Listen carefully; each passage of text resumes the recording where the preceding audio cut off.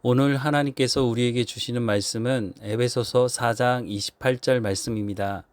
함께 읽겠습니다. 도둑질하는 자는 다시 도둑질하지 말고 돌이켜 가난한 자에게 구제할 수 있도록 자기 손으로 수고하여 선한 일을 하라. 하나님께서 하나님의 사람들을 부르셔서 하나님의 부름을 받은 사람들이 어떤 삶을 살아가야 하는지에 대한 말씀을 계속 하시고 계시는데요. 우리가 보았던 말씀을 다시 한번 보면은요. 에베소서 4장 25절 말씀을 보면 그런즉 거짓을 버리고 각각 그 이웃을 더불어 참된 것을 말하라. 이는 우리가 서로 지체가 됨이라 라고 먼저 말씀하고 있습니다. 거짓을 버리고 참된 것을 말하라. 이게 무슨 말씀이라고 들으셨죠? 하나님의 말씀으로 우리의 생각을 새롭게 함으로 하나님의 말씀을 내 입으로 말할 뿐만 아니라 그 말한 대로 내 삶의 현장에서 하나님의 말씀을 열매로 맺어가는 삶을 살아가야 한다라고 말씀하는 거죠. 26절과 27절 말씀도 보면 분을 내어도 죄를 짓지 말며 해가 지도록 분을 품지 말고 마귀에게 틈을 주지 말라라고 말씀합니다. 우리가 분을 낼 수 있죠. 화를 내는 것 자체가 문제가 되는 것이 아니라 화를 낸다 할지라도 해가 지도록 그것을 품지 말라는 것입니다. 품게 되면 쓴뿌리가 나게 되고 쓴뿌리가 나게 되면 결국 마귀에게 틈을 주게 되고 우리가 죄를 지을 수 있기 때문에 그렇게 하지 말라는 것이죠. 그러면 어떻게 하라는 말이냐? 하나님의 언약의 말씀을 믿고 그 언약의 말씀에 순종하는 삶을 살아가라고 말씀하고 있는 거죠. 그리고 28절에 도둑질하는 자는 도둑질하지 말고 돌이켜 가난한 자에게 구제할 수 있도록 자기 손으로 수고하여 선한 일을 하라라고 말씀합니다. 하나님께서 우리에게 먹을 것과 심을 씨를 주셨다고 말씀하죠. 그것이 많든 적든지 간에 우리가 먹을 것은 우리가 먹지만 심어야 될 것은 반드시 심어야 된다고 말씀합니다. 그러면서 자기 손으로 수고하여 선한 일을 하라고 말씀합니다. 자기 손으로 땀을 흘려서 어떤 선한 일이요? 하나님 말씀을 듣고 순종함을 통해서 영적으로든지 육체적으로든지 빈곤한 사람의 그 필요를 채워주는 구제의 삶을 살아가야 한다라고 하는 것을 말씀해 주고 있는 거죠. 예수님께서 이런 말씀을 하신 적이 있는데요. 마태복음 11장 28절에서 30절 말씀해 보면 수고하고 무거운 짐진 자들아 다 내게로 오라. 내가 너희를 쉬게 하리라. 수고하고 무거운 짐을 진 사람들, 그 무거운 짐은 왜 지게 됐을까요? 자기의 욕심을 따라서 자기의 탐욕을 따라서 무거운 짐을 지게 된 사람들을 말하는 것입니다. 그 사람들에게 내게 오라고 말씀하시죠. 나는 마음이 온유하고 겸손하니 나의 멍에를 메고 내게 배우라. 그리하면 너희 마음이 쉼을 얻으리니 이는 내 멍에는 쉽고 내 짐은 가벼움이니라 라고 말씀을 하고 있습니다. 예수님께서 내 짐이 있다고 말합니다. 우리 가운데 무거운 짐을 내려놓고 자기 짐을 지라고 말씀하십니다. 아니, 짐을 없게 해야 되는 건 맞는 거 아닐까요? 그런데 예수님은 내 짐은 쉽고 가볍다라고 말씀합니다. 예수님이 말씀하시는 내 짐은 무슨 말씀일까요? 예수님께서 하나님의 말씀을 듣고 순종하며 우리의 생명을 살리셨던 것처럼 그 본을 보이셨던 것처럼 우리에게 하시는 말씀이 하나님의 말씀을 듣고 순종하는 삶을 통해서 생명을 살리는 것이 바로 그것이 우리에게 쉼을 준다고 말하고 있습니다. 예수님께서 하나님의 말씀에 순종함으로 십자가의 길을 가셨죠. 예수님께서 그 십자가의 길을 거부하실 수도 있었지만 그 길을 받아들이신 이유는 우리의 생명을 살리기 위한 것이라고 말씀하고 있습니다. 우리의 생명을 살림으로 말미암아 얻게 되는 그 기쁨은 그 어떤 기쁨과도 비교할 수 없는 기쁨이기 때문에 그 기쁨이 우리 가운데 참된 안식을, 쉼을 줄 수 있다고 말씀하는 겁니다. 그래서 예수님께서 너희가 지고 있는 그 탐욕의 무거운 짐을 내려놓고 하나님 말씀에 순종함으로 생명을 살리는 그 삶을 통해서 참 기쁨과 참 쉼을 얻으라 라고 말씀하는 거죠. 우리의 삶을 통해서 새 생명을 낳는 것 쉽지 않습니다. 하지만 새 생명을 낳고 난 이후에 그 기쁨은 어떤 기쁨과도 비교할 수 없으니 이 기쁨을 통해서 쉼을 얻으라 라고 말씀하는 거죠. 오늘 보면 28절 말씀을 더 보려고 하는데요. 오늘 28절에 보면 도둑질하는 자는 다시 도둑질하지 말라고 말씀합니다. 우리는 도둑질하면 보통 물건을 훔치는 것만 도둑질이라고 생각하지만 다른 사람의 마음을 훔치는 것도 바로 도둑질이라고 하는 것입니다. 사람의 마음을 훔치는 가장 대표적인 것이 존재가 누굽니까? 사탄이죠. 하나님께서 사람을 창조하시고 하나님과 사람이 친밀한 교제를 하게 되었습니다. 그 모습을 보고 시기하는 마음이 들었던 존재가 바로 사탄입니다. 그래서 하나님과 사람 사이에 끼어들었죠.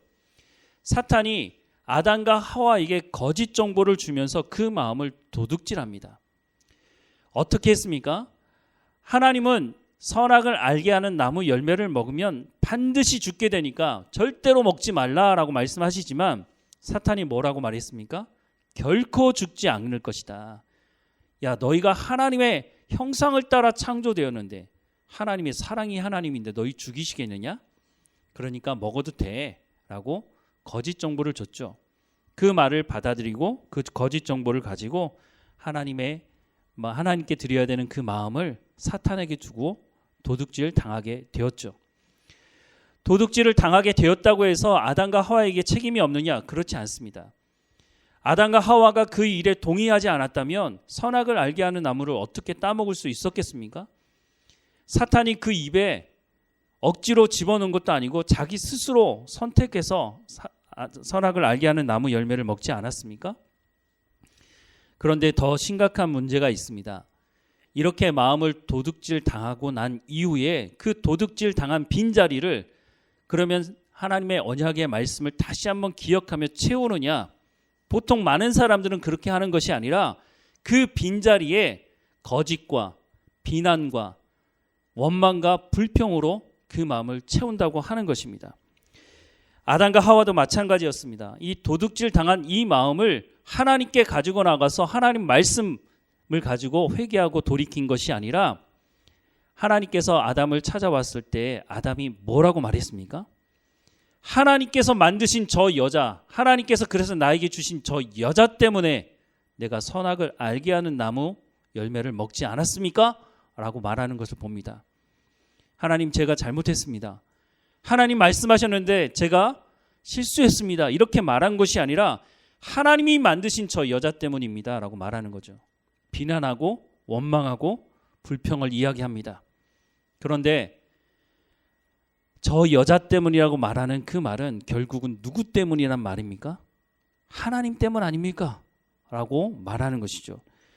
우리 주변에도 보면 이와 같은 마음을 가지고 행하는 사람들을 적지 않게 쉽게 볼 수 있습니다.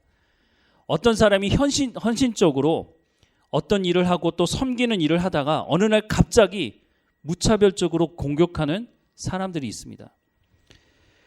이런 사람들 마음을 보면 하나님의 약속의 말씀을 의지하고 산 것이 아니라 그냥 자기 열심으로 자기 생각으로 자기가 하고 싶은 대로 기대함을 가지고 일했던 사람들인 것을 우리가 쉽게 알 수 있습니다. 그러니까 그럴 때 사탄이 던져주는 그 말을 받아들이고 도둑질을 당하게 되는 것이죠. 가장 대표적인 사람이 바로 가룟 유다입니다. 요한복음 13장 1절과 2절 말씀에 보면 유월절 전에 예수께서 자기가 세상을 떠나 아버지께로 돌아가실 때가 이른 줄 아시고 세상에 있는 자기 사람들을 사랑하시되 끝까지 사랑하시니라. 마귀가 벌써 시몬의 아들 가룟 유다의 마음에 예수를 팔려는 생각을 넣었더라 라고 말씀합니다. 예수님은 자신이 죽으실 것을 아시고 자기의 사람들을 끝까지 사랑하셨다고 말씀하고 있습니다. 그런데 그 제자들 다 예수님 버리고 도망갈 제자들 아니었습니까? 그럼에도 불구하고 예수님은 끝까지 이 제자들을 사랑하셨다고 말씀합니다. 그리고 2절 말씀에 뭐라고 되어 있습니까? 마귀가 벌써 시몬의 아들 가룟 유다의 마음에 예수를 팔려는 생각을 넣었다라고 말씀합니다. 가룟 유다 예수님의 제자였습니다. 그냥 제자도 아니고 12제자 중에 한 사람이었습니다. 그런데 이 가룟 유다 마음 가운데 어떤 생각이 있느냐면 예수님은 왕이 되실 거야. 그러니까 그때 이 로마로부터 우리가 독립될 수 있을 거야 라는 생각을 가지고 있었다는 겁니다. 가룟 유다는 성경에 보면 열심당원이라고 소개하고 있습니다. 지금 우리나라로 얘기하자면 예전에 일제시대에 독립운동을 했던 그런 사람이었다는 것입니다. 노마로부터 어떻게 하면 독립할까 생각을 하고 있다가 예수님이라면 우리를 로마로부터 독립시켜 줄 수 있을 거야 라는 기대함을 가지고 쫓아다녔죠. 그런데 그 가룟 유다의 마음에 다른 사람들과 똑같이 예수님이 왕이 되시면 나도 한 자리 하겠지라는 생각을 가지고 있었다는 겁니다. 제자들이 모두가 다 이런 생각을 가지고 있었고 서로 서열 싸움을 했다고 성경은 말씀해 주고 있습니다. 그런데 예수님이 뭐라고 말씀하기 시작하냐면 나 죽을 거다 라고 하는 말씀을 여러 번 하셨고 나는 왕이 될 거라는 말씀을 예수님 하지 않으시는 것을 보면서 가룟 유다 마음 가운데 이건 아닌데? 내가 기대하는 것과 좀 다른데? 이런 실망하는 마음을 점점 가지기 시작할 때에 사탄이 와서 말하는 거죠. 가룟 유다, 네 생각이 맞아. 예수님은 왕이 되지 않으실 거야. 예수님은 죽으신다고 말하지 않아? 네 생각이 맞아. 그러니까 빨리 결단하고 예수님을 팔아 넘기는 것이 맞는 거야 라고 하는 생각을 집어 넣은 것이죠. 그래서 결국 가룟 유다는 예수님을 팔아 넘기게 됩니다. 가룟 유다 마음 가운데 이런 생각을 했을 수도 있습니다. 내가 3년 동안 예수님을 쫓아다니지 않았어? 내가 내 가족도 내 일도 다 내려놓고 예수님을 쫓아다니는데 내가 이만큼 헌신했으면 됐지. 나는 할 만큼 했어. 그런데 예수님이 죽으시겠다고 하니까 그러면 내가 먼저 결정을 해야지. 이런 생각을 하지 않았을까 하는 생각을 해보게 됩니다. 할 만큼 했다. 우리 주변에도 이런 사람들을 어렵지 않게 만날 수 있습니다. 난 할 만큼 했어. 그런데 변하지 않잖아. 내 기대를 채워주지 않잖아. 그러니까 난 이렇게 할 거야 라고 결정을 내리는 사람들도 보게 됩니다.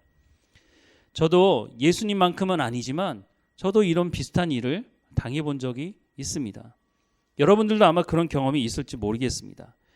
혹시 우리가 속아서 마음을 도둑질 당하게 된다면 우리가 해야 되는 것은 원망과 불평을 아담과 하와가 했던 것처럼 원망과 불평을 하는 것이 아니라 그때에 하나님께 나가야 합니다.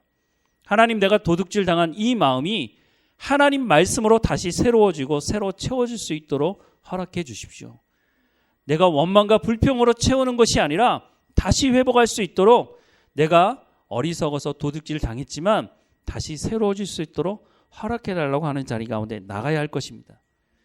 무엇보다 우리가 이런 일을 당하는 것이 아니라 이런 일을 행하는 자리에는 결단코 나가서는 안 될 것입니다. 그런데 우리 주변에 보면 다른 사람의 마음을 도둑질하는 사람들이 있는 것을 보게 됩니다. 이런 것이 악한 것이고 하나님의 심판이 있다는 것을 알매도 불구하고 왜 다른 사람들의 마음을 도둑질하려고 할까요? 사탄이 아담과 하와의 마음을 도둑질한 데서 우리는 이것을 알 수 있습니다. 왜 사탄이 아담과 하와의 마음을 도둑질했을까요? 그것은 자기의 앞에 절하게 만들게 하기 위한 것입니다. 쉽게 말하자면 자기 패거리를 만들고 싶은 것이죠. 하나님은 교회 안에서 연합을 강조하고 있습니다. 교회 안에서 끼리끼리 모이고 다른 사람의 마음을 도둑질해서 이 패거리를 만드는 이 문화 자체를 성경은 금지하고 있다고 하는 것입니다. 고린도전서 12장에 보면 한 몸에 대한 말씀을 하고 있습니다. 천천히 보면 몸은 하나인데 많은 지체가 있고 몸의 지체가 많으나 한 몸임과 같이 그리스도도 그러하니라. 우리가 유대인이나 헬라인이나 종이나 자유인이나 다 한 성령으로 세례를 받아 한 몸이 되었고 또 다 한 성령으로 마시게 하셨느니라. 몸은 한 지체뿐만 아니요 여럿이니. 우리의 몸이 하나이지만 손과 발이 있고 눈과 코가 있고 각각 하는 일이 다 다른 지체가 있다는 것입니다. 만일 발이 이르되 나는 손이 아니니 몸에 붙지 아니하였다 할지라도 이로써 몸에 붙지 아니한 것이 아니요 또 귀가 이르되 나는 눈이 아니니 몸에 붙지 아니하였다 할지라도 이로써 몸에 붙지 아니한 것이 아니니 만일 온몸이 눈이면 듣는 곳은 어디며 온몸이 듣는 곳이면 냄새 맡는 곳이 어디냐라고 말씀합니다. 서로 비난하지 말라는 겁니다. 눈은 눈의 역할이 있고 귀는 귀의 역할이 있고 손은 손의 역할이 있고 발은 발의 역할이 있는 겁니다. 그렇게 해서 한 몸이 이루어진다고 성경은 말씀하는 거죠. 18절에 보면 그러나 이제 하나님이 그 원하시는 대로 지체를 각각 몸에 두셨으니 만일 다 한 지체뿐이요 몸은 어디냐? 이제 지체는 많으나 몸은 하나라. 눈이 손더러 내가 너를 쓸 데가 없다 하거나 또 머리가 발더러 내가 너를 쓸 데 없다 하지 못하리라. 그뿐 아니라 더 약하게 보이는 몸의 지체가 도리어 요긴하고 우리가 몸에 덜 귀히 여기는 그것들을 더욱 귀한 것으로 입혀주며 우리의 아름답지 못한 지체는 더욱 아름다운 것으로 얻느니라. 그런즉 우리의 아름다운 지체는 그럴 필요가 없느니라. 오직 하나님이 몸을 고르게 하여 부족한 지체에게 귀중함을 더하사라고 말씀합니다. 여러분, 발가락이 5개 아닙니까? 그런데 새끼 발가락, 평소에는 아무짝에 쓸모없는 것 같아 보이지만 새끼 발가락 없으면은 여러분 정상적으로 우리가 걷거나 생활하는데 불편함을 가지게 됩니다. 다 필요하기 때문에 하나님의 부르심을 받은 사람이라면 그 사람이 많이 가졌든지 적게 가졌든지 많이 배웠든지 적게 배웠든지 관계없이 하나님의 부름을 받아 한 지체가 되었다면 모두가 다 필요한 존재이고 오히려 그 약한 존재가 하나님께서 존귀하게 또 오늘 본문의 말씀에 조금 전에 읽었던 말씀에 보면 더욱 아름다운 것으로 하나님께서 만드실 것이다 라고 말씀을 하고 있다는 것을 우리가 반드시 기억해야 한다는 것입니다. 25절 말씀에 보면 모험 가운데서 분쟁이 없고 오직 여러 지체가 서로 같이 돌보게 하셨느니라. 만일 한 지체가 고통을 받으면 모든 지체가 함께 고통을 받고 한 지체가 영광을 얻으면 모든 지체가 함께 즐거워하느니라. 너희는 그리스도의 몸이요 지체의 각 부분이라 라고 말씀을 하고 있습니다. 여러분, 가족 중에서도 한 사람이 아프면 어떻게 됩니까? 그 가족 신경 쓰지 않고 그냥 자기들이 할 거 다 합니까? 그렇지 않죠. 그 한 사람 아픈 곳에 모든 신경을 쓰게 되는 것입니다. 교회 공동체도 이와 같은 공동체라고 하나님 말씀해 주시고 있는 겁니다. 이렇게까지 말씀하는 것은 교회 안에 끼리끼리 또 패거리를 만드는 이 문화는 하나님께서 금지하시는 것이다. 연합하는 것이 얼마나 중요한지에 대한 말씀을 하고 계시는 것이죠. 그런데 참 안타까운 것은 적지 않은 교회를 돌아보면 이런 끼리끼리 모이고 텃세를 부리는 이런 패거리 문화가 자리 잡혀 있다는 것입니다. 특별히 새로 교회에 정착하는 사람들에게는 이런 부분들이 참 교회에 정착하기 힘들게 만드는 것입니다. 오랜 동안 신앙생활을 한 사람, 또 장로가 되고 권사가 된 사람, 이 사람들이 어쩔 수 없이 이사를 가다든가 그래서 교회를 옮기게 됐을 때 이런 분들조차도 이런 문화가 있는 교회 안에서는 뿌리를 내리기가 쉽지가 않다는 것입니다. 어떻게 합니까? 이 사람들이 처음에는 잘 대해주죠. 그런데 자기 패거리에 들어오라고 그렇게 말을 하죠. 그런데 제대로 신앙생활하는 사람 입장에서 본다면 이거는 교회 안에서 그렇게 하면 안 되는데 라고 협조하지 않으면 어떡합니까? 은근슬쩍 또 직접적으로 어떨 때는 인사를 받지 않는다든가 무시한다든가 그렇게 하면서 교회에 정착하지 못하게 하고 결국은 교회를 떠나게 하는 일도 벌어지는 것을 보게 됩니다. 심지어는 목사들도 자기의 입맛에 맞지 않으면 쫓아내고 갈아치우지 않습니까? 하나님은 교회 연합에 대한 말씀을 계속해서 강조하고 있습니다. 에베소서에서 가장 강조하는 말씀이 연합입니다. 교회 연합을 위해서 너희가 이와 같은 삶을 살라고 말씀을 해주고 있는 것을 확인할 수 있습니다. 고린도 전서에서 한 몸에 대해서 말씀하는 이유는 고린도 교회 안에 이런 패거리 문화가 자리 잡고 있었기 때문에 그렇게 하면 안 된다고 하는 말씀을 하면서 이 말씀을 하고 있습니다. 고린도 교회에 많은 문제가 있었지만 가장 심각한 문제는 이 바로 패거리 문화로 말미암아 교회가 분열되어 있었다는 것입니다. 어떤 사람들은 바울이 이 교회를 개척했으니까 바울이 제일 중요한 거 아니야? 우리는 바울파야 라고 말하는 사람이 있고 무슨 말이냐? 예수님의 수제자가 누구냐? 베드로 아니냐?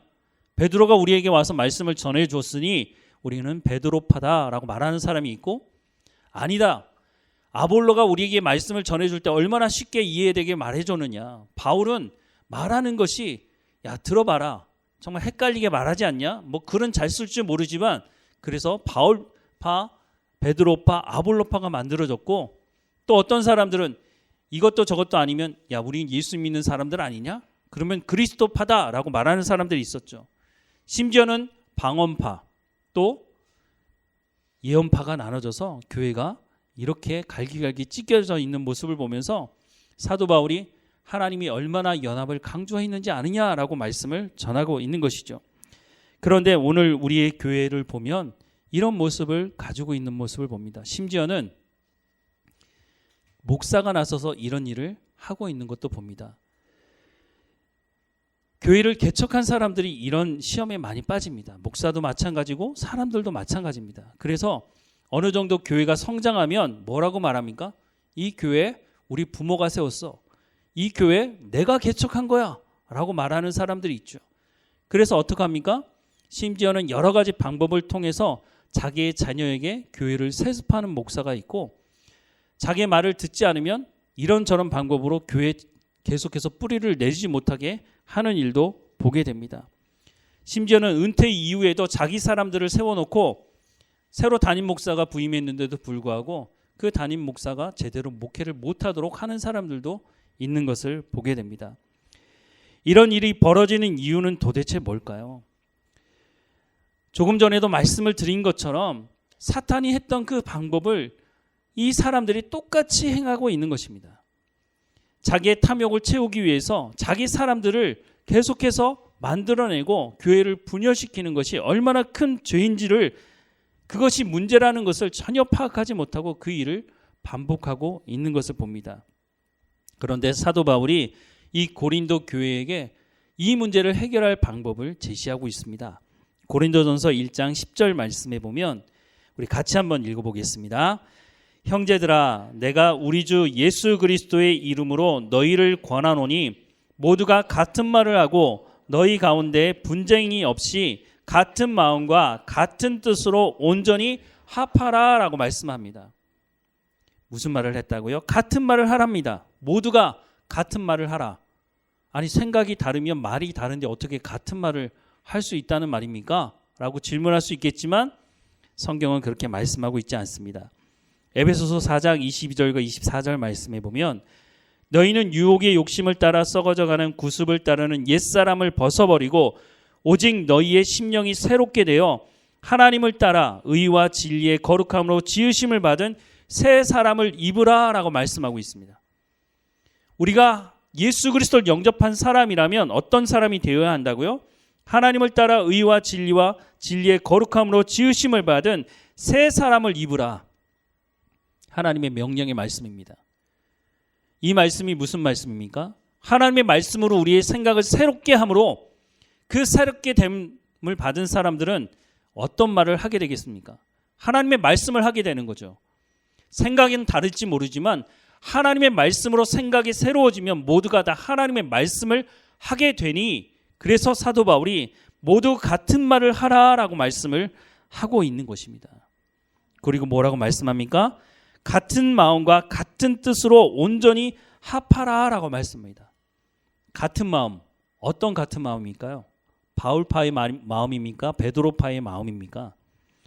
빌립보서 2장 1절에서 8절 말씀해 보면 그러므로 그리스도 안에 무슨 권면이나 무슨 사랑의 무슨 위로나 성령의 무슨 교제나 긍휼이나 자비가 있거든 마음을 같이 하여 같은 사랑을 가지고 뜻을 합하여 한 마음을 품어 아무 일에든지 다툼이나 허영으로 하지 말고 오직 겸손한 마음으로 각각 자기보다 남을 낮게 여기고 각각 자기 일을 돌아볼 뿐더러 또한 각각 다른 사람의 일을 돌보아 나의 기쁨을 충만하게 하라.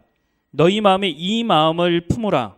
곧 그리스도 예수의 마음이니 이는 근본 하나님의 본체시나 하나님과 동등됨을 취할 것으로 여기지 아니하시고 오히려 자기를 비워 종의 형체를 가지사 사람들과 같이 되셨고 사람의 모양으로 나타나사 자기를 낮추시고 죽기까지 복종하셨으니 곧 십자가에 죽으심이라 라고 말씀합니다. 이 마음을 품으라. 어떤 마음을 품으라고 말씀하고 있는 겁니까? 6절부터 8절 말씀 다시 한번 볼까요? 우리 같이 한번 읽어보겠습니다. 그는 근본 하나님의 본체시나 하나님과 동등됨을 취할 것으로 여기지 아니하시고 오히려 자기를 비워 종의 형체를 가지사 사람들과 같이 되셨고 사람의 모양으로 나타나사 자기를 낮추시고 죽기까지 복종하셨으니 곧 십자가에 죽으심이라. 아멘. 자기를 낮추고 상대방을 존중하고 하나님의 말씀에 순종하는 그 마음을 가지라라고 말씀을 하고 있습니다. 고린도 교회 사람들이 이 마음을 품고 있었다면 교회가 분열되지도 않았겠죠. 이 마음을 품지 않았기 때문에 교회가 분열되었다고 하는 것을 사도 바울은 말씀해 주고 있는 것입니다. 참 안타까운 일이지만 이렇게까지 말씀하심에도 불구하고 오늘 성경을 읽고 성경을 배우는 오늘 교회 가운데도 이런 일들이 비일비재하게 일어나고 있다고 하는 것입니다. 왜 사도 바울이 모두 같은 말을 하고 너희 가운데 분쟁이 없이 같은 마음과 같은 뜻으로 온전히 합하라고 말씀하고 있을까요? 이러지 못하기 때문입니다. 그렇다면 우리가 이 말씀을 듣고 이와 같은 삶을 살아가야 한다는 것입니다. 분명히 성경은 그렇게 말씀하고 있고 이 말씀을 아마 교회 오랫동안 다닌 분이라면 모른다고 말씀하지 않을 겁니다. 분명히 안다고 말할 텐데 왜 패거리 문화가 사라지지 않을까요? 에베소서 2장 1절부터 5절 말씀해 보면 그는 허물과 죄로 죽었던 너희를 살리셨도다. 그때의 너희는 그 가운데서 행하여 이 세상 풍조를 따르고 공중의 권세 잡은 자를 따랐으니 곧 지금 불순종의 아들들 가운데 역사하는 영이라. 우리가 그러했다는 거죠. 전에는 우리도 다 그 가운데서 우리의 육체의 욕심을 따라 지냈다고 말하고 있습니다. 육체와 마음이 원하는 것을 하여 다른 이들과 같이 본질상 진노의 자녀이었더니 긍휼이 풍성하신 하나님이 우리를 사랑하신 그 큰 사랑을 인하여 허물로 죽은 우리를 그리스도와 함께 살리셨고 너희는 은혜로 구원을 받은 것이라 라고 말씀합니다. 우리가 어떤 존재라고요? 예전에는 그렇게 살았던 사람이라 할지라도 예수 그리스도로 말미암아 전적인 하나님의 은혜로 구원받은 사람은 그 긍휼하심이 그 긍휼이 풍성하신 하나님의 은혜 하나님이 우리를 사랑하신 그 큰 사랑을 인하여 허물로 죽은 우리를 그리스도와 함께 살렸다고 말씀하고 있습니다. 그러니 어떻게 살라고요? 옛사람으로 살아가지 말라고 분명하게 말씀하고 있고 이 말씀을 우리는 아멘으로 응답하고 우리가 받아들이고 있지 않습니까? 그럼에도 불구하고 왜 이 패거리 문화로부터 벗어나지 못하는 걸까요? 심지어는 저는 이 패거리 문화를 조장하는 사람이 담임 목사가 앞장서 하는 것도 보았습니다. 담임 목사에게 잘하는 사람들은 항정진 투표를 할 때는 그 사람이 거기에 해당되지 않는 사람임에도 불구하고 항정진 투표에 나갈 수 있도록 하죠. 그리고 은근슬쩍 그 사람이 될 수 있도록 말하기도 합니다. 교인이 많으면 이런 부분에 대해서 자세히 모르는 사람들은 담임 목사님이 밀어주니까 저 사람 괜찮은 사람이네 라고 생각하고 투표하게 되죠. 그렇게 항정지이게 되면 그 사람이 담임 목사에게 잘하겠습니까? 잘하지 않겠습니까? 더 잘하게 되는 거죠. 이 패거리가 점점 더 강화됩니다. 이렇게 수십 년 목회를 하고 나니 교회가 나중에는 산산조각이 나게 되는 것을 보았습니다. 자신의 말을 잘 듣는 사람들을 잘해주니까 나중에는 어떻게 되느냐면 자신에게 잘해주지 못한 자기가 담임 목사로부터 나 사랑받지 못하고 있네 이런 생각을 하는 사람들과 나중에 담임 목사와 함께 싸움이 벌어지게 됩니다. 그리고 더 시간이 지나면 어떻게 되는지 아십니까? 담임 목사파와 담임 목사파가 아닌 성도들끼리 또 싸우기 시작합니다. 그리고 나니 교회가 산산조각이 나게 되는 것이죠. 하나님께서 핏값을 지불하고 사신 교회 아닙니까? 그렇다면 하나님께서 이렇게 세우신 이 교회를 산산조각 내는 이 부분에 대해서 하나님 심판하실 텐데, 가장 먼저 하나님께서 심판하는 대상은 이렇게 조장한 담임 목사가 심판의 대상이 되고 말 것입니다. 성도들이, 그래도 정신 차리는 성도들이 이건 아닌데라고 말하는 사람들도 있겠지만, 수십 년 동안 그 거짓 목사의 입에서 나오는 말씀이 참된 복음의 말씀이 선포됐을 리가 없는 것이죠. 그런 말씀을 수십 년 동안 듣다 보니 그것이 문제라고 자체를 생각하지 않는 것입니다. 하지만 그 중에서도 하나님 말씀 듣기를 사모하는 사람들이 있기 때문에 결국은 그 사람들은 거기서 견디지 못하고 나오게 되는 모습도 보게 됐습니다. 그런데 남아있는 사람들은 처음에도 말씀을 드렸지만 이 도둑질 당한 그 마음을 거짓과 비난과 불평과 원망으로 채우게 됩니다. 그래서 나중에는 다 남 탓하는 거죠. 이거는 다 그 사람들 때문이야 라고 말하는 사람들을 우리가 발견할 수 있게 되는 것입니다. 하나님을 아는 지식이 없게 되면 우리가 도둑질을 당하고 나서도 내가 왜 도둑질을 당했는지도 알지도 못하고 하나님 말씀으로 돌아가지도 못하게 된다는 것입니다. 그래서 우리가 이렇게 도둑질 당해서도 안 되겠지만, 그래서 성령의 충만함으로 하나님 말씀을 통해서 하나님 말씀으로 이 모든 일들을 분별할 실력을 갖추어야 하는 것입니다. 혹이라도 우리가 도둑질 당한다 할지라도 이전에도 말씀을 드렸지만 하나님께 나아가서 그 마음을 채워달라고 하나님께 궁휼함을 구하는 우리의 삶이 되어야 할 것입니다. 그래서 사도 바울이 교회를 위해서 기도할 때에 성령의 충만함을 허락해달라고 기도하는 것입니다. 에베소서 1장 16절부터 19절 말씀, 우리가 다시 한번 기도하는 마음으로 함께 읽어보겠습니다. 내가 기도할 때에 기억하며 너희로 말미암아 감사하기를 그치지 아니하고 우리 주 예수 그리스도의 하나님 영광의 아버지께서 지혜와 계시의 영을 너희에게 주사 하나님을 알게 하시고 너희 마음의 눈을 밝히사 그의 부르심의 소망이 무엇이며 성도 안에서 그 기업의 영광의 풍성함이 무엇이며 그의 힘의 위력으로 역사하심을 따라 믿는 우리에게 베푸신 능력의 지극히 크심이 어떠한 것을 너희로 알게 하시기를 구하노라. 아멘. 그리고 한 번 더 기도하죠. 에베소서 3장 14절부터 19절도 같이 우리 기도하는 마음으로 읽어보겠습니다. 이러므로 내가 하늘과 땅에 있는 각 족속에게 이름을 주신 아버지 앞에 무릎을 꿇고 비노니 그의 영광의 풍성함을 따라 그의 성령으로 말미암아 너희 속사람을 능력으로 강건하게 하시오며 믿음으로 말미암아 그리스도께서 너희 마음에 새기게 하시옵고 너희가 사랑 가운데서 뿌리가 박히고 터가 굳어져서 능히 모든 성도와 함께 지식에 넘치는 그리스도의 사랑을 알고 그 너비와 길이와 높이와 깊이가 어떠함을 깨달아 하나님의 모든 충만하신 것으로 너희에게 충만하게 하시기를 구하노라. 아멘. 이 기도를 우리가 매일 하나님 앞에 해야 하는 것입니다. 성령의 충만함을 통해서 하나님의 언약의 말씀을 온전히 붙들고 우리가 이런 시험에 빠지지 않도록 깨어있는 삶을 살아가야 한다라고 말씀을 해 주시고 있는 것입니다. 그렇게 하기 위해서 저를 위해서도 여러분 기도해 주셔야 합니다. 하나님의 말씀을 잘못 전하지 않도록, 제 입술을 통해서 거짓 복음이 전해지지 않도록 하나님이 말씀하신 그 말씀의 의미와 뜻이 무엇인지 제대로 전할 수 있도록 기도해 주셔야 될 뿐만 아니라 말씀을 들어야 되는 우리 모두가 하나님의 말씀을 들었다면 그 말씀을 삶의 현장에서 살아내므로 실력 있는 그리스도인으로 그리스도의 장성한 분량에 이르는 삶을 살아가야 하는 것입니다.